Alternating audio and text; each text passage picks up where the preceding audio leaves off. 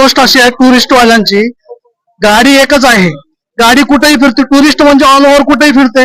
चलन तुम्ही जर केलं तर सगळ्यासाठी एकच चलन, एकच सिस्टीम केली पाहिजे. फक्त पुणे जिल्ह्यापुरते. आता आमची गाडी गेली गोव्याला, पुण्यात तुम्ही पावती भरायला आज सांगता का, आता गाडी येणार कधी, भरणार कधी.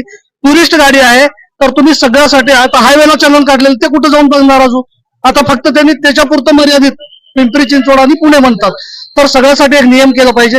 तुम्ही धनाधन चलन टाकता, पाठीमागून फोटो काढून ऑनलाईन टाकता. तुम्ही ऑनलाईन टाका ना, पेमेंट करा म्हणून ऑनलाईन टाका, आम्हाला मेसेज करा, मेल करा, आम्ही ऑनलाईन तुरंत भरू. लोकांची एवढी हेळसांड होणार नाही, एवढे लोक यायची गरज नाही, तुमच्यापर्यंत इथं थांबायची गरज नाही. काढली गेलेली आहे. आता मी तस्मत साहेबांशी बोललो तर आता माझ्या गाडीवरती आरटीओ साहेबांनी पावती टाकली होती. तर लोक अदालत मध्ये आरटीओ प्लस जे महाराष्ट्र शासनाचे पोलीस आहेत आपले, त्यांची सर्वांची चलना माफ झाली पाहिजे असं लोक अदालतचा माझं म्हणणं होतं. पण त्यांचं म्हणणं असं आहे की इथं फक्त जी ट्रॅफिक पोलिसांनी फाईन टाकली ती फक्त माफ होईल, जी आरटीओनी टाकली ती तुम्हाला भेटणार, ती माफ केली जाणार नाही. आता याच्यावरती यांचा दुटप्पीपणा समोर येतोय. त्याच्याने या लोक अदालतचा काही फायदा झालेला नाही. मी काल पण आलो होतो, आता आज पण आलोय, माझा हाफ डे लागलेला आहे, मार्क झालेला आहे, तरी अजूनपर्यंत काहीच माझं सोल्युशन निघलेलं नाही. मी आरटीओ ला पण गेलो होतो, तिथं विनायक सागरे म्हणून विशेष अधिकारी आहेत, त्यांच्याशी मी संवाद केला होता. तर ते म्हणतात की माझ्या अधिकारात नाहीये चलन माफ करणं.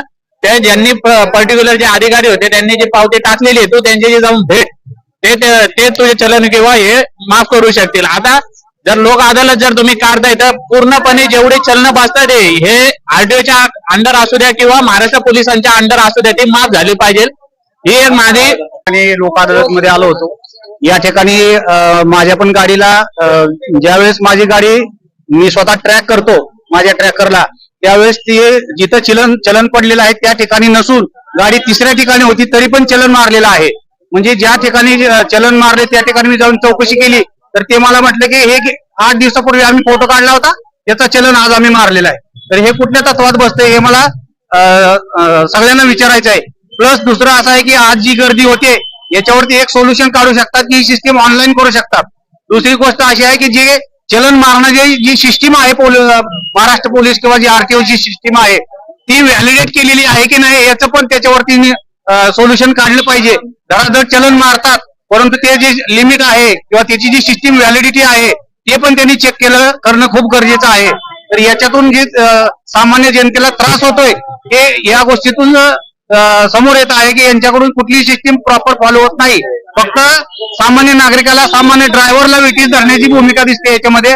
याच्यातून हे लोकांनी समजून घेणं गरजेचं आहे.